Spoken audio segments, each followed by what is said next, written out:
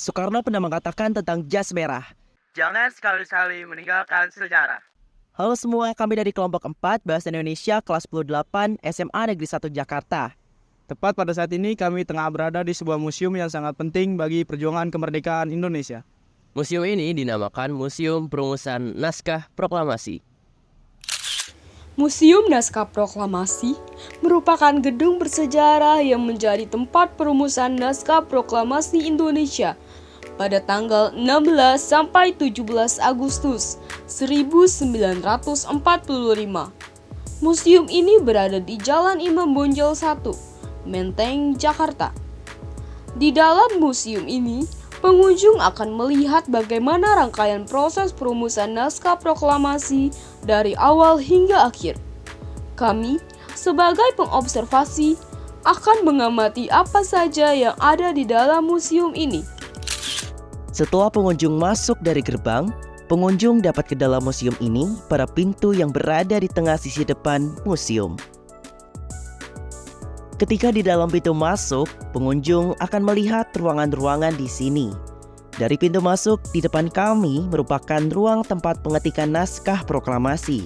Di sisi kanan terdapat ruang pengesahan, dan di sisi kiri kami terdapat ruang penerimaan tamu. Ruang ini merupakan tempat peristiwa sejarah pertama dalam perumusan naskah proklamasi. Setelah kembali dari Rengas Dengklok pada tanggal 16 Agustus 1945, Soekarno, Muhammad Hatta, dan Ahmad Subarjo diterima oleh Laksamana Tadasi Maeda di ruangan ini. Selain ditampilkan gambaran nyata bagian ruang tamu, di bagian tembok terdapat papan informasi yang berisi sejarah ruang ini. Ruang ini dilengkapi juga dengan mobile phone, informasi, dan media penjelasan lainnya. Setelah dari ruang pertemuan, di sebelah kanan ruang pertemuan terdapat ruang perumusan naskah proklamasi. Ruangan ini merupakan tempat dirumuskannya naskah proklamasi. Dini hari menjelang pukul 3 waktu Indonesia bagian Barat, Insinyur Soekarno, Dr. Andes Muhammad Hatta, dan Mr. Ahmad Subarjo memasuki ruangan ini untuk merumuskan konsep naskah proklamasi. Persis di sebelah meja perumusan, terdapat pula meja lain yang digunakan untuk menampilkan visual sejarah museum ini oleh proyektor ke arah meja. Dari meja perumusan naskah proklamasi, terdapat pintu keluar yang menuju ke taman belakang museum ini. Tampak berjejer 3 patung tokoh yang merumuskan naskah proklamasi di sini. Di taman belakang museum ini terdapat ruang bawah tanah, namun sayang kami tidak bisa mengaksesnya.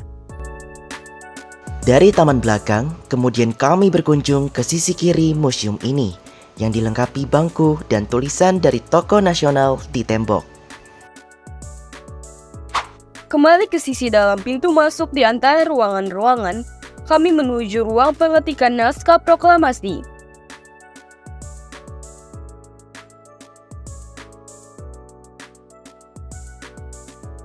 Setelah persetujuan dari hadirin, Insinyur Soekarno meminta Sayyidu Melik untuk mengetik naskah proklamasi. Sayyidu Melik mengetik naskah proklamasi di ruang bawah tangga ditemani oleh Baharudin Muhammadiyah. Di ruang pengetikan ditampilkan patung yang sedang menggambarkan bagaimana proses pengetikan naskah proklamasi. Selain di ruang pertemuan, ruang pengetikan juga disediakan penjelasan informasi melalui suara dengan pilihan 3 bahasa, yakni bahasa Indonesia, Inggris, dan Jepang. Selesai diumumkan dan disepakati oleh seluruh hadirin, Sayuti Melik ditemani BM Dia mengetik naskah proklamasi menggunakan. Berjalan ke ruangan lain dari ruang pengetikan, terdapat ruangan yang bisa diakses untuk menonton sejarah perumusan naskah proklamasi.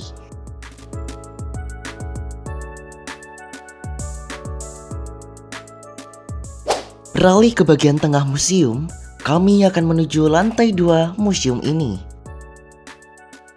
Lantai 2 museum ini menampilkan informasi yang lebih mendalam terkait tokoh-tokoh perumusan naskah proklamasi dan alur perjuangan bangsa Indonesia.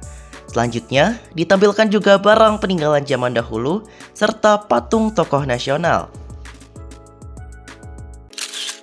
Setelah kami mengamati seluruh bagian dari Museum Naskah Perumusan Proklamasi, dapat kami ambil manfaat dari museum ini, yaitu sebagai motivasi dan semangat agar kita sebagai generasi penerus bangsa dapat mengulas kembali bagaimana perjuangan pahlawan bangsa Indonesia untuk meraih apa yang dicita-citakan.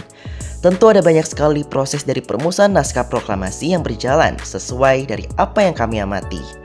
Oleh karena itu, kita sebagai anak muda tidak boleh menyia-nyiakan buah dari perjuangan ini dengan hal yang tidak baik.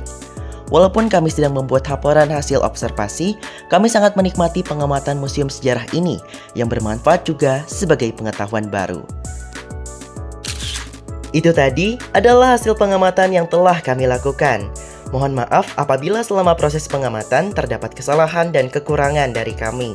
Semoga apa yang sudah kami observasi dapat menjadi pengetahuan baru bagi kita, sekaligus agar memudahkan masyarakat yang akan mengakses ke museum ini. Terima kasih, see you, and goodbye.